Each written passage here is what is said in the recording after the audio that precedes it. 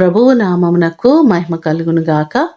ఈ ఉదయకాలము మీకందరికీ వందనాలు తెలియచేస్తున్నాను. ఈ దినము మిమ్ములను బలపరచు దేవుని మాట. యథార్థవంతుల గుడారము వర్ధిల్లును. సామెతల గ్రంథము 14వ అధ్యాయము 11వ వచనం. భక్తిహీనుల ఇల్లు నిర్మూలమగును, యథార్థవంతుల గుడారము వర్ధిల్లును అనే మాటలు మనకు బైబిల్లో కనబడుతున్నాయి.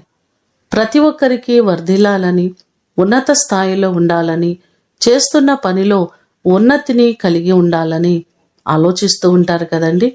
మరి మనము ఎలా వర్ధిల్లగలం, ఎలా ఆశీర్వాదము పొందుకోగలం అంటే యథార్థవంతులు తప్పకుండా వర్ధిల్లుతారని బైబిల్ మనకు సెలవిస్తుంది.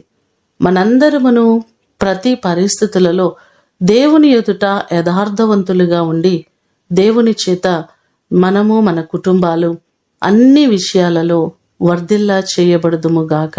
ప్రార్థన చేసుకుందాం. సకల ఆశీర్వాదములకు కారణభూతుడవైన మా ప్రేమ కలిగిన పరలోకపు తండ్రి, నీ సన్నిధిలో మేము యథార్థవంతులుగాను నమ్మకస్తులుగాను జీవించుటకు సహాయము చేయండి. ప్రతి వారిని దీవించే దేవుడవు, ఆశీర్వదించే దేవుడవు. ప్రతి వారి కష్టార్జితములను, వారి చేతి పనులను ఆశీర్వదించే దేవుడు మీరే. ఉద్యోగములలో ప్రతి వారికి అభివృద్ధిని కలుగ చేయండి. వారు చేస్తున్న ప్రతి పనిలో దీవెనను సమృద్ధిగా మీరు కలుగ చేయండి. వారిని, వారి బిడ్డలను మీరు ఆశీర్వదించండి. వారి గుడారములను మీరు వర్ధిల్లా చేయండి. ప్రభువా, మీ కృపచేత ప్రతి వారిని మీ హస్తాలకు అప్పగిస్తున్నాం.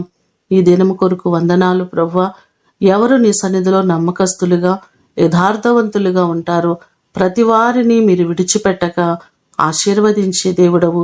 మమ్మలందరినీ మీరు ఆశీర్వదించి నీ కృప కలిగిన హస్తాలలో మీరు బలపరచమని యేసు అతి శ్రేష్టమైన నామమున అడిగి వేడుకొని పొందియున్నాము తండ్రి. ఆమేన్. దేవుడు మిమ్ములను దీవించునుగాక.